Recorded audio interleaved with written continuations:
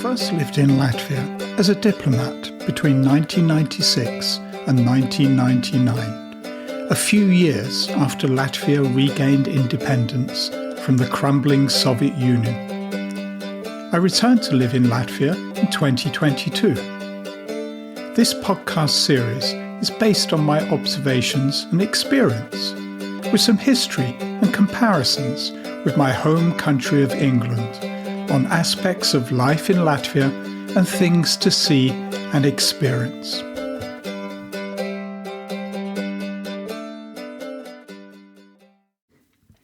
Episode 7 on food and drink. Riga has many restaurants and cafes with food influences from all over the world.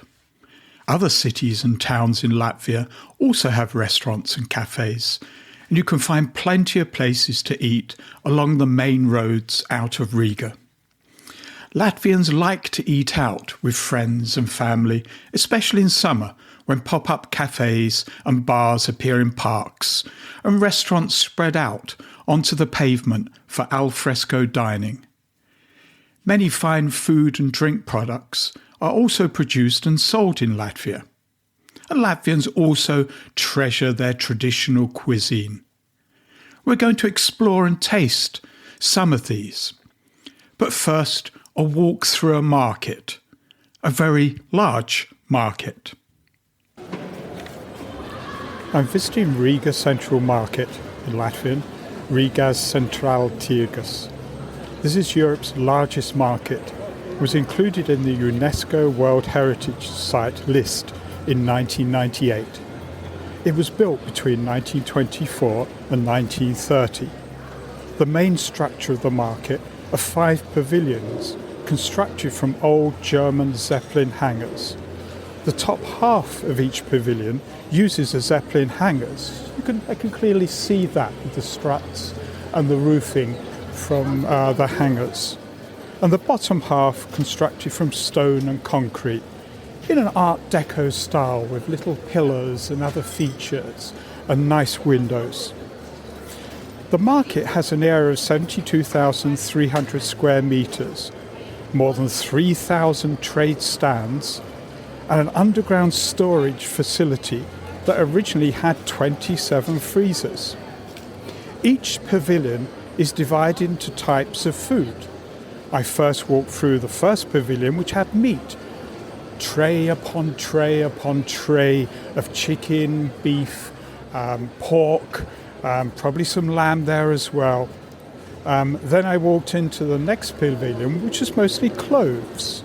Now I'm in the gastronomy pavilion, which is brightly lit and has lots of delicacies like cheese and milk products and sweets. The next pavilion's being renovated at the moment, and the last pavilion has fish, lots of it, and you can smell the smell of fresh fish coming through.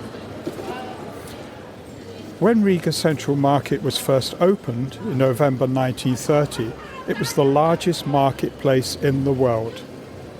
During the 1930s, tourists from Germany and England visited the market, and the fish pavilion was a great attraction with its large, colourful aquariums. I didn't find the aquariums just now, I think they've gone.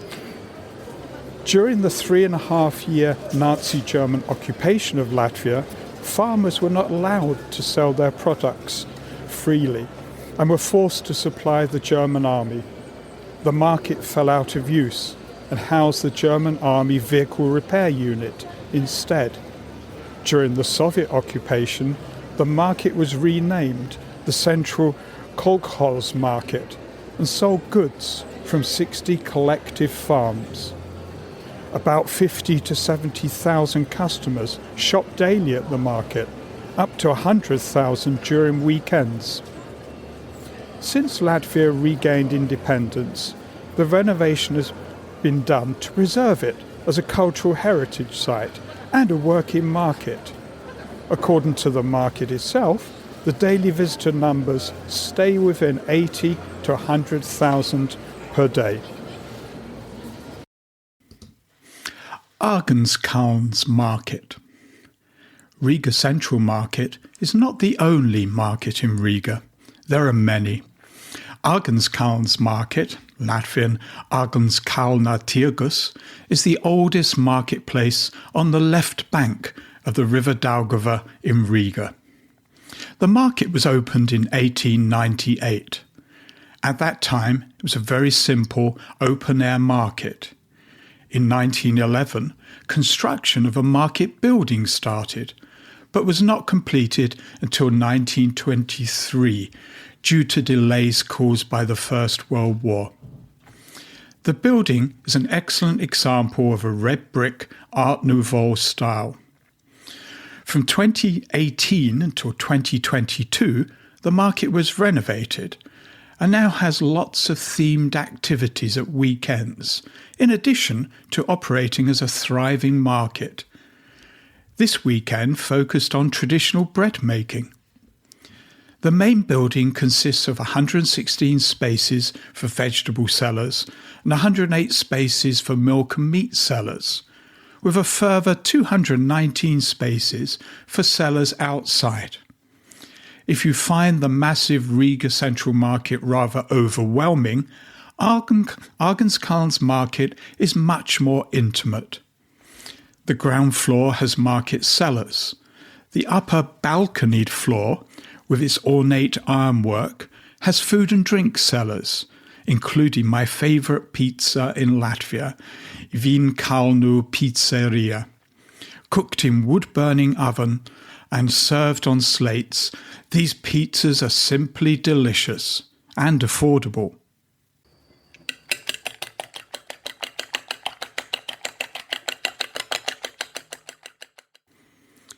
Two Latvian chefs that I admire. Martin Šritin's Wikipedia entry says, British-born Latvian chef, restaurateur, businessman, culinary TV presenter and author. He was also the president of Latvia's Slow Food Association and has been called the father of modern Latvian cuisine. Martinš was born in 1949 at a refugee camp in Cheshire, England, to Latvian parents who had fled Latvia at the end of World War II. He grew up in Corby before moving to London to become a chef. From the mid-1970s to the early 1990s, he worked in various restaurants for a London hotel chain. Martinš next moved to Canada from 1984 to 1992, where he owned a catering company. In 1993, he moved to Latvia and founded the restaurant Vincent's, becoming its director and executive chef. In 1995, he started hosting his cooking television show, Kas var būt labāks par šo, What Could Be Better Than This?, travelling around the world and introducing foreign ingredients and dishes to his Latvian audience. In 1997, he also published a cookbook. From the late 1990s, he started organising official state banquets and dinners for royalty, presidents and celebrities, such as Queen Elizabeth II, George W. Bush, Tony Blair, Angela Merkel and Sir Elton John. And me. His restaurant, Vincent's, was nearly next door to my home on Elizabethsjärvi, and he provided the catering for my official receptions as Deputy British Ambassador. Martinš also hosted the monthly dinners of the British Latvian Chamber of Commerce of Vincent's. I'm so glad that the chamber still exists, 25 years from when I was first living and working in Latvia. Martinš has described his cooking style as fine dining influenced by Escoffier, rooted in French cuisine, which was the foundation of his training in London. Martinš has characterised his cooking as much lighter, less greasy and less fatty than the traditional Latvian cuisine, which he jokingly summarised as pork, pork, pork, pork. I laugh at this, as trying to persuade my household to eat food different from traditional Latvian food is quite a feat. He recalled that his Caesar salad was sometimes sent back to the kitchen during his early days in Latvia because it did not contain the mayonnaise that Latvians were so used to. I recall eating kangaroo for the first time at Vincent's, and quail was often on the menu. In 2007, Martinš received the Order of the 3 Stars for his service to gastronomy and culinary education in Latvia. In 2017, he retired as the director of Vincent's, but returned to it in 2020. I guess he missed the buzz of the restaurant. Although I left Latvia at the end of 1999, please listen to my episode on memories for more stories about Martinš, I returned over many summers in the 2010s to participate in the Positivus Music Festival. Martinš had a fish and chips stand there. To an Englishman, fish and chips are a part of life, but are unknown in Latvia. Martinš oversaw the cooking operation, ringing a bell and an old-style bike trumpet when each order was ready, ever the showman. Sadly, on 11th of February 2022, Martinš died of complications from COVID-19 at the age of 72, a year ago exactly. I dedicate this episode to his memory. In English, we would describe him as larger than life, a real character. Rest in peace, Martinš. Martinš's legacy is the slow food movement in Latvia. The slow food movement originated in Italy in 1989 as a response to the growth of fast food and other changes in the food system worldwide. The movement now has millions of members from more than 1,500 convivia, local chapters, in more than 150 countries. Members are typically chefs, farmers, fishers, activists, academics, and producers. Anybody with a passion for food. I was a member of Slow Food UK. Slow Food's primary missions are to prevent the disappearance of local food cultures and traditions, counteract the rise of fast food and fast life, combat people's dwindling interest in the food they eat, where it comes from, and how our food choices affect the world around us. Martinš was a leading advocate for Slow Food Latvia. My second chef is Raimond Sommers, another restaurateur influenced by classical French cuisine. He has a restaurant in Riga called Entresol. He was also the Chef of the Year in Latvia in 2006-7. By chance, I came across his cooking on the cruise ferry between Riga and Stockholm. I am no fan of buffets and didn't fancy steak. Studying the menu on board the ship, I found something called knapas, basically Latvian tapas, using local seasonal ingredients. The word in Latvian means scarce. In other words, small. Fresh ingredients in small portions with maximum taste. I remember enjoying 4 or so of these treats. Delicious. You can guess what we ate on the return ferry to Riga after our day in Stockholm. See if this whets your appetite from Entresol's menu. Bukstim putra, a Latvian porridge, with cured ostrich meat and hemp seeds. Vegetable roll with cheese caviar and horseradish.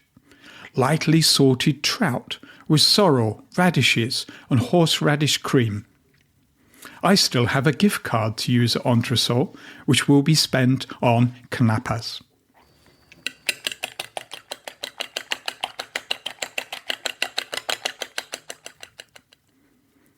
I want to highlight some Latvian food and drink specialities with a story or two. I spoke to Edvins Labanovickis to find out more about Birzī. So, thank you. Do tell me, what is Birzī? Birzī is a brand mostly birch sap products, but also maples, which are gathered in spring in Latvia. We are making different kind of. First of all, in spring we in Latvia we drink fresh sap, which means the first sign of the spring is that tree gives sap, or something in other languages it's just a juice. There's no difference in names. We tap birch maple and get out the liquid, what we drink.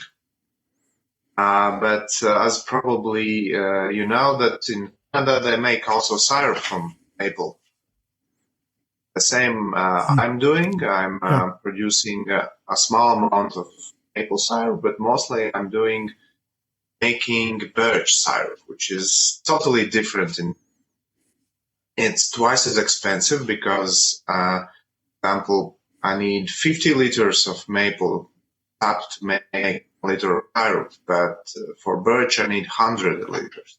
It's more labor intense and also more energy to produce it. And then we do a lot making other products like Birzī balsam, alcoholic beverage, which 95% is from birch. We try some snacks. We experiment with our partners. For example, we make birch beer. Different kind of products. Great. Years ago, I was on a rubber plantation in Africa where they were tapping the rubber trees. Is that something similar? Is that what where the birch sap comes from making the cut on the tree and it slowly drips into a little pot? It could be, but there are slight differences. That you can tap particular these two types of tree, maple and birch, only in spring. It's a sign that tree wakes up after winter. Needs nutrition, minerals to blossom leaves. I suppose your mentioned is tree. You can harvest it all year round, probably. But this you can only in the spring. There are also some other types of tree what you can tap to get sap. Example, walnut, but that's not so much in commercial use because there's not a lot of sap liquid and it's not so sweet. But I will try. I found one place where it's like 50 years old walnuts. We will try to tap this spring there. I've also seen your products. We have a bottle of the balsam and Birzī sap, and it's a beautiful bottle and a beautiful container. Just like you would with a single malt from my country. It really is very, very impressive looking product. But if someone was interested in buying the different products you mentioned made from the sap, how can they do that? They can go to our homepage, birzī.lv. There is in Latvian and in English language. Look all products what we produce and also order them. And if there is interest about bigger volumes, then write me, call me, Zoom me, whatever works. I'm open for discussion. And if people, I know your beautiful home and where the trees are as well, the plantation, if I may call it that, is what I would describe as a little bit in the middle of nowhere. If people are interested in seeing what you do, is it possible to come and visit and see the sapping and perhaps even try some products? Do you organize any visits like that? Yeah, from 1st of May till end of October, we offer kind of tastings and excursions. Who can visit our place, try our products, and hear a story, because I cannot tell you now in 10 minutes all interesting things. products you can make from sap and what is history. Also, this could be a new way also for farmers to, let's say this word agroforestry, to do agroforestry. It means that you keep forests, you don't cut them, but you get other benefits than wood. This case is sap or mushrooms or other. We try different approaches on this. Just this not spring but winter, we planted 50 chaga mushrooms on a birch, which are medical mushrooms growing only on a birch. I have to say the birch is wonder tree. So many benefits from it and so many things you can use, not only sap, wood, and the mushrooms growing. You can use the leaves for cosmetics, for sauna. And also there is more complicated chemical reactions, how you can extract some things from the skin of the birch, which is also very useful for cosmetic and medical treatment. Interesting, yeah. So there's a lot of things what I could tell, and people are welcome to visit us. We will share our view on the world and taste. Great, thank you so much indeed. Another bioproduct is Latvia's kiploks. We stock up on garlic flakes and delicacies like garlic tagliatelle pasta at a small shop in Rauna, not far from Birzī. It's situated next to the supermarket.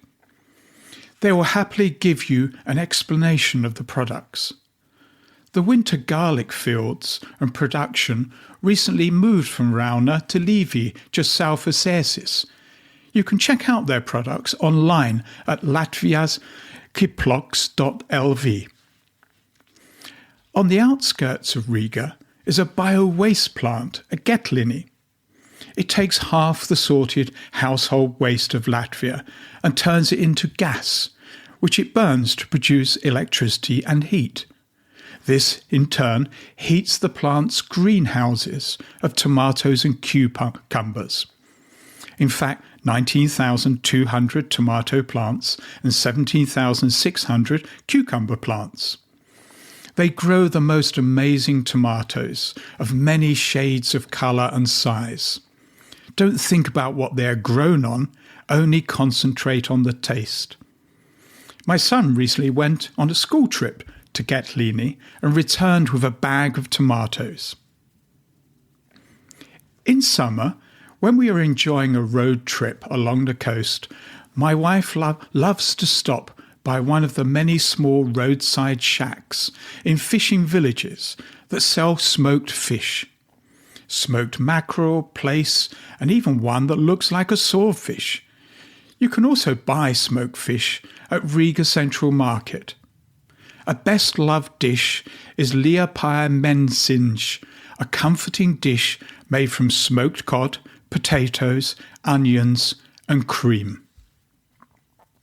Farming is a tough life. Mara and Martinch are a lovely young Latvian couple with a farm in the countryside near Tukums. They grow potatoes and other vegetables on their land. We helped them harvest the potato crop one day in late summer and were rewarded for this hard work with a lovely meal and a bag of spuds. We got to know them when looking for a Latvian equivalent to the farm shop near our home in the Suffolk countryside of England. They didn't have a farm shop, but did deliver a weekly organic vegetable order to our home in Riga. They decided this winter that the small income from farming wasn't enough to survive.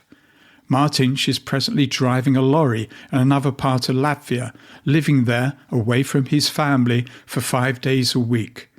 They are both knowledgeable and speak fluent English and other foreign languages.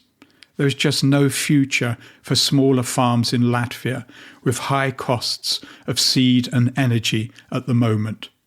Compared to large non-organic farms, they are not competitive in price.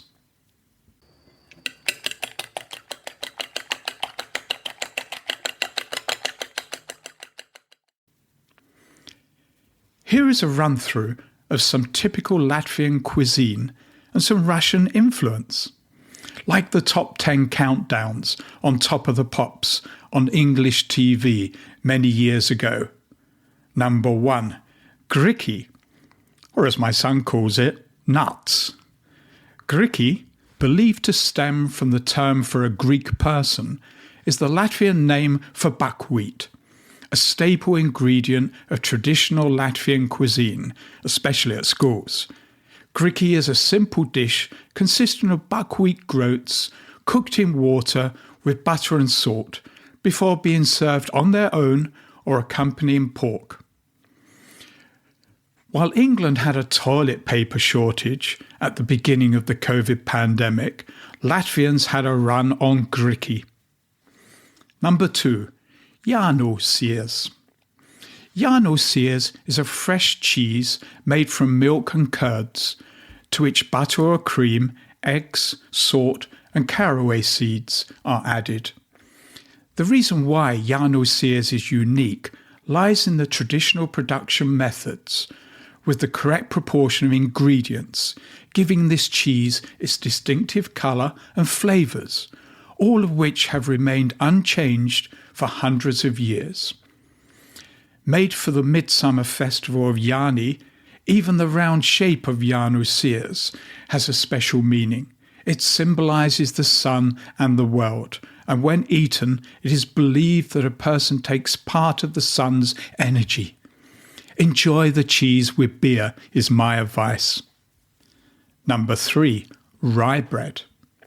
The average Latvian consumes about 50 kilograms of rye bread per year. Tradition dictates that if the bread is accidentally dropped, it must be picked up immediately and kissed. Another rule is never to place a loaf of rye bread upside down, or you'll experience hunger. Rupjmaisa, a dark rye bread, is a dense loaf that accompanies most traditional meals, together with herb-flavoured butter. Fried sticks of rye bread are often provided as bar snacks. Number 4, shashliks. Shashlik is a Russian kebab that was brought to Latvia during the Soviet-Russian occupation. It is a much-loved dish in Latvia, consisting of cubed meat and vegetables grilled on skewers. When summer arrives, Latvians like nothing better than lighting up the barbecue. Shashliks is the favourite barbecue food. Number 5, carbonara. Pork features heavily on Latvian menus, and carbonara is one of the country's most popular dishes. Much like a schnitzel, the pork is pounded flat and then fried in breadcrumbs. It's typically served with creamy mushrooms on top and with some dill-seasoned potatoes on the side. I'm going to folk clubs a la Pagrabs in Riga's Old Town to celebrate my birthday and eat carbonara. Locals and visitors highly rate folk clubs. Check it out on TripAdvisor. Number 6, galert, as Mama made. It resembles an archaeological dig, but my wife loves it. She usually cooks it with pig's hock and feet, some chicken and a variety of vegetables. When cooked, the bones are removed, the meat is sliced, and the mixture is refrigerated until it turns into a gelatinous treat, an aspic dish. Number 7, augstā zupa is a refreshing Latvian cold soup with an unusual deep pink colour. It is made with beets, cucumbers, kefir, hard-boiled eggs and milk. Greens such as dill and scallions are essential, and most people also enjoy the soup with a dash of vinegar. All the ingredients are mixed together and seasoned with salt and pepper, and the soup is then left in the refrigerator until well chilled. It is recommended to serve the soup with a few slices of dark bread on the side. Augstā zupa is a seasonal summer dish. Number 8. Pirāgi. These crescent-shaped pastries are one of the Latvian national dishes that appear in numerous varieties throughout the country. When prepared with yeast, they are traditionally larger and served as a snack. The smaller versions, usually made with a thin buttery pastry, are intended to be eaten alongside soups. All the varieties are filled with a flavoursome mixture of onions, minced meat, bacon, cabbage, or creamy cottage cheese. Number 9. Solyanka. Solyanka is a thick Russian soup that is plentiful enough to be a meal in itself. This soup is made with various types of meat, including sausage, bacon, ham and beef, as well as vegetables such as cabbage, carrots, onions and potatoes. Chopped pickles and a traditional lemon slice play an essential role in giving this recipe its sour flavour. It can also be made with fish and pickled cucumbers.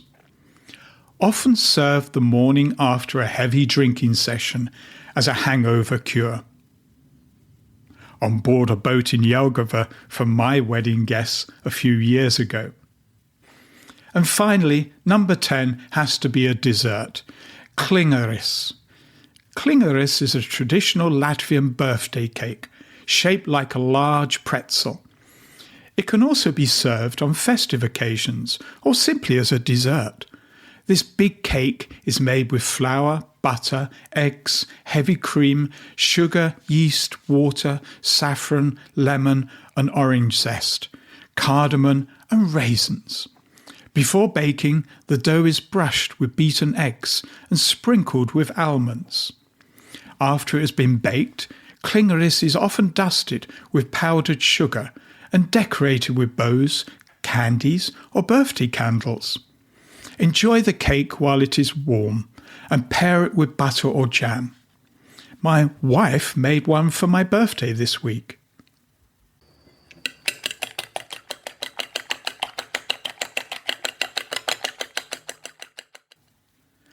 Latvia is the number 1 European nation in the volume of alcohol consumed per person. Eurostat recently published statistics. In 2021, households in Latvia spent 951 million euros on alcoholic drinks, making it proportionally the country where people spent more on alcohol than anywhere else in the EU, more than twice as much as the EU average. Valmiera Mūža beer. Everyone who likes beer will have a favourite brewery. My favourite Latvian brewery is Valmiera Mūža. Latvian breweries, apart from the biggest Alderis, which Carlsberg now owns, usually take the name of the town they are situated in. I've been on trips in the countryside where the Latvians suggest we find the local brewery, which will have a shop where we will buy bottles of beer. Anyway, back to my favourite, because the beer is to my taste, and because they experiment with a range of beers, including wheat beer, my absolute favourite since spending a summer in Munich learning German, courtesy of my employers, the Foreign Ministry. It was a reward for good work during a difficult time, the Falklands War. Back again to my favourite. They're situated in Valmiera, in the northern part of Latvia. They also have a shop at Agenskalns Market I talked about earlier, so there is no need to trek to Valmiera for some excellent beer, and you can also find it in all the supermarkets. They also have a restaurant in Valmiera that, after a long drive, we are looking forward to enjoying some food and a beer. The staff was so rude. They told us in colloquial language that at 2 p.m. they were no longer going to work. Finding that attitude to service is now quite rare in Latvia, more common when I lived here in the 1990s, but disappointing from one of the major food and drink producers. Riga Black Balsam. This Latvian herbal liquor is based on a combination of 27 different botanicals, including wormwood, valerian, black pepper, gentian and ginger. The herbal infusion is later matured and mixed with honey and caramel. It is believed that the drink was first produced by a pharmacist named Kunze in 1752 and was initially launched as the real Kunze's Riga herbal balsam. The production of the liqueur was abruptly stopped during the Second World War, but it was later restored, and the drink is still produced following the original secret recipe. This smooth and slightly bitter liqueur is best enjoyed neat, but it also goes well in cocktails and long drinks, or poured over vanilla ice cream. Sybilla Vineyard. The Sybilla wine hill used to be the most northern vineyard in the world, registered in the Guinness Book of Records. It symbolises the city of Sybilla, as grapes are depicted in the town's coat of arms. Sybilla is west of Tukums and south of Talsi. The Sybilla wine hill was formed twice. Wine production was established there during the 14th century, but fell into disrepair, but was renovated for the second time in 1936 by Sybilla's mayor Oswald Zrezeberg, with funding from the Latvian president Kārlis Ulmanis. Terraces 2,800 metres long, with 1,350 vines of more than 20 varieties were planted. Before the Second World War, the annual harvest reached 4 tons. During the war, many of the planted vines were lost, and during the Soviet occupation, the vineyard fell into disrepair. Restoration work on the vineyard started in 1989, but again stopped in 1992. Eventually, a land ownership dispute with Lithuania was resolved, and the vineyard now has 1.5 hectares. Since 1999, a city festival has been held every summer, called the Sybilla Wine Festival. You can walk on the hill and around the vines at any time. I've done it.